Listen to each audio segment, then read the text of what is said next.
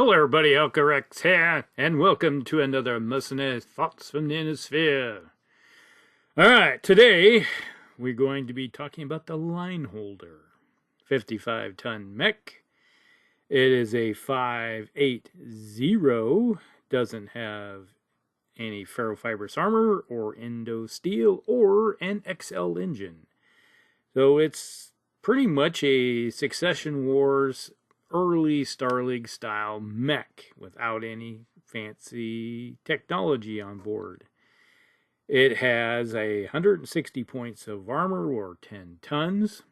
It's I think 25 points short of maximum, so about a ton and a half.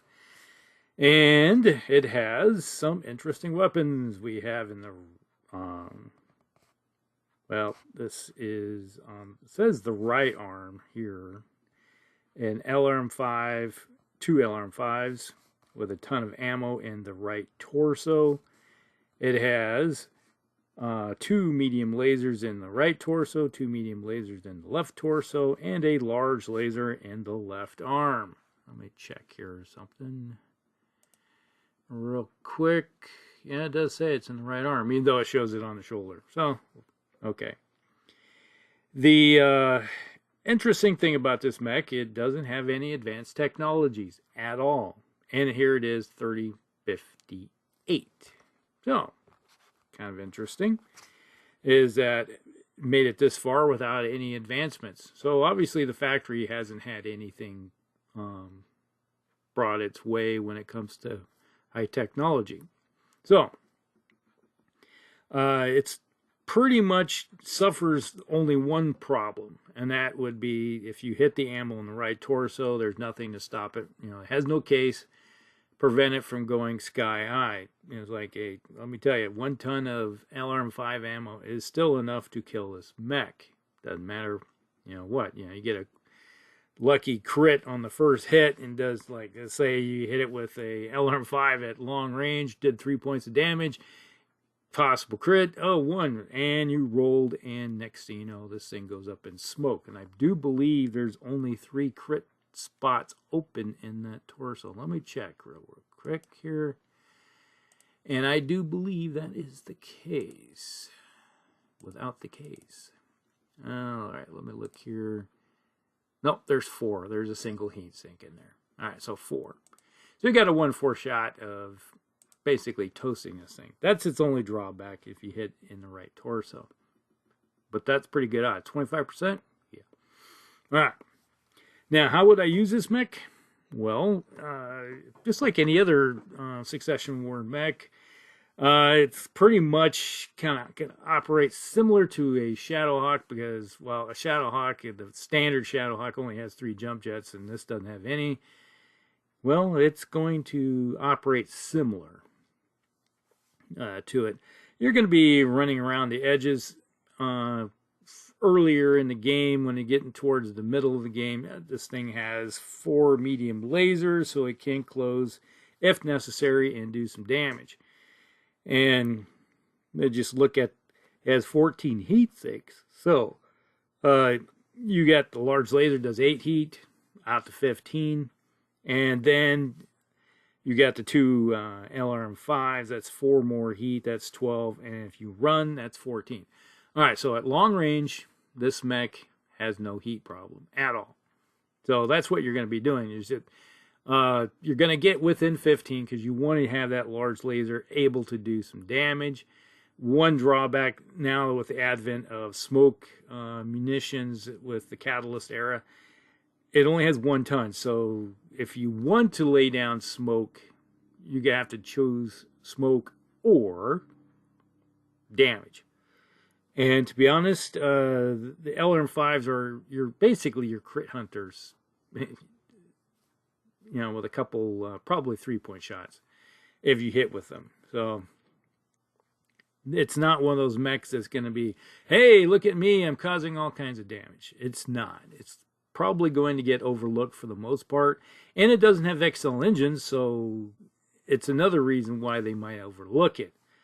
Because let me tell you, in all the games we play, like company level operations where you're going to have 12 mechs on the side. And typical game, if it's around my place where we're fighting, a typical game that has 12 mechs on the side usually lasts about 4 hours, sometimes 5, depending on how ambitious the players are. We can crank out a lot of turns really quickly. Now, other groups, it may take longer because they spend all their time yapping and overthinking the game. But, you know, it can go pretty quickly. But when you're playing advanced games like that, we're just like, okay, that mech has XL engines. Everybody focus on it and kill it. Do as much damage to it and try to take a torso out. And typically that's what happens. But in this case, this will be turning into a zombie mech. Even though you take out the arms, you take out most of the weapon systems, and then just leaving it with the medium lasers. But it seems to work fairly decently. Now, it does have some teeth when you get in close. Those 4 medium lasers are nothing to sneeze at, and I definitely will tell you this. If I'm in range with the medium lasers, I don't care about the large laser, because that does 8. Yes, it does it in one spot. But 4 medium lasers will do more damage. So what do you think we'll prioritize here? So yeah. So that's 12 heat, and if you run, that's 14. Okay. The only thing that will cause this mech to overheat is if you get in close and you're firing medium lasers, you decide to fire either a large laser or those LRMs. So, and if you're in close, the only time you're firing the LRMs is if you have a target that's a little farther down range, and you decide to, well, I'm going to crank my heat up to +4. So you can fire one turn, fire the LRMs without having really a detrimental problem. So the next turn you would have to shut something off and try to cool or get out of the area. So there. But in close, this is one of those mechs that can do some damage to you. And if you ignore it to your detriment, you get into one of those flanks or even a rear, it can do some damage to you. So has that going for it. That's one thing I do like about this mech.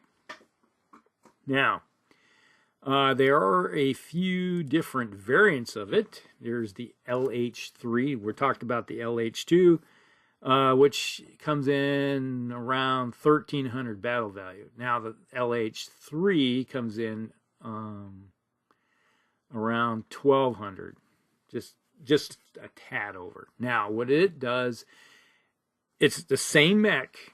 All they did was convert the large laser to an ER large laser.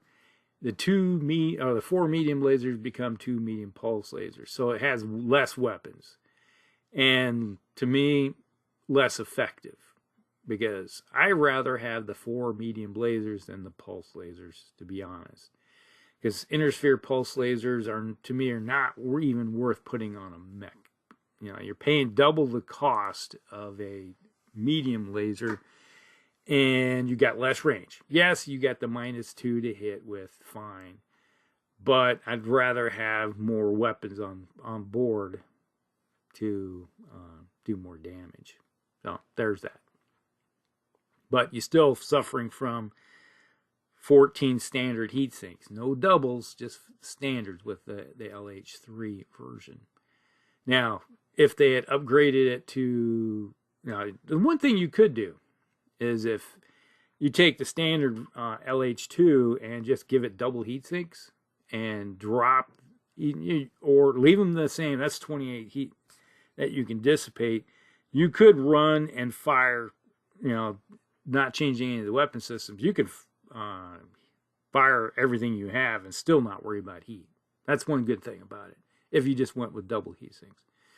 The LH3, get rid of the 14 doubles and give you just 10 double heat sinks, and take that 4 tons, maybe throw in 1 ton towards more armor, and you can give it ferrofibrous armor. Also, you could probably max out the armor on board this thing.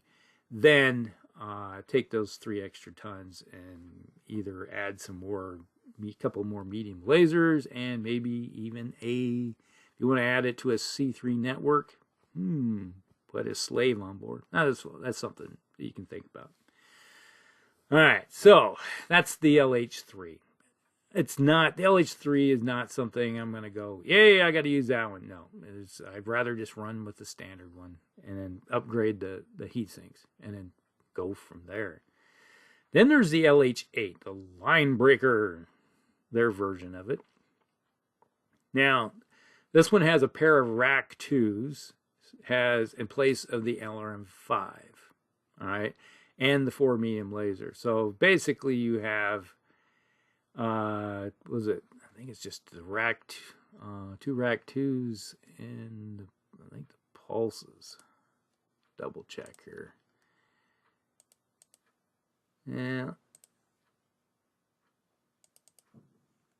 Yeah, it's just 2 rack 2s and a large laser. So basically your right arm, left arm. This would probably work better, and it does have 10 double heat sinks. I don't know if they gave it ferro or not. Yes, they gave it ferro and Indo steel. Oh, cool. So they did upgrade it, but this is screaming anti-aircraft mech to me, to be honest, with their rack 2s. Yes, you're gonna crank out some good range with those things. That's shooting. Rack 2s go out to, what, 24? Let me check here. 25. That works pretty decent if you want to have something that has an anti-aircraft capability out at range, and you got the large laser at 19. So, but you're throwing a lot of tonnage. You got 17 tons wrapped up into 2 weapon systems that can, at the max, 8 damage. Yeah, it's not a lot of damage. It's just plinking damage, and that's what worked good against vehicles like VTOLs or that nature, even slow-moving vehicles on the battlefield. It's like, you're trying to get those motive hits and slow them down. Because if you can slow a vehicle down with some motive hits, and usually they die pretty quickly. Range, let me tell you, if you see a couple demolishers running across the battlefield out in the open, yeah, it's like, target those and see if we can get some motive hits and turn them into pillboxes and then kill them at our leisure. So yeah, there's that. So just things you have to look at. So there is some good things that can be used with this one. It's not one that's screaming, I got to use the LH8. No. I still personally, I'd rather have the LH2 and then just do a heatsink upgrade on it. All right, so then there's the last one. It's the LH10. This one came out in 3130.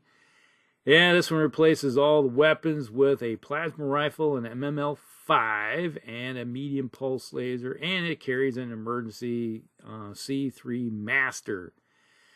Okay, that is, I can't remember. That the C3 Master it has a short period of time it's operational, and weighs, I think, double what the weight of a standard C3. But if your network, the master unit goes down, at least it kind of operates similar to a C3I, but I think it's only 2 tons versus 3 tons. So, but it only operates for a very short period of time before it shuts down. So it kind of fills the gap for a little bit. But with a mech that has a plasma rifle, you get some ammo. MML5s, not bad. Useful, and then a medium pulse laser. Okay, that's kind of like your backup. So basically, it's sort of a long-range weapon system, but if you have 2 tons of ammunition with the MMLs, fine, you can turn it into a short-range hitter or a long-range hitter. You go with ER ton, and then you have the SRM ton to go with that. So it's versatile, but it costs a little bit more. So there is that. it's not one of the mechs that, once again, it doesn't scream at you and say, hey, I got to use this one. But, you know, it has its uses. You can see why it's made the way it is. All right.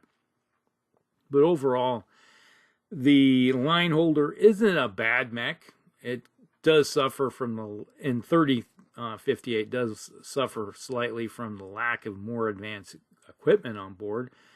Like I said, two things you can do with this mech is give it double heat sinks, and you can save some tonnage by dropping down 3 or 4 tons.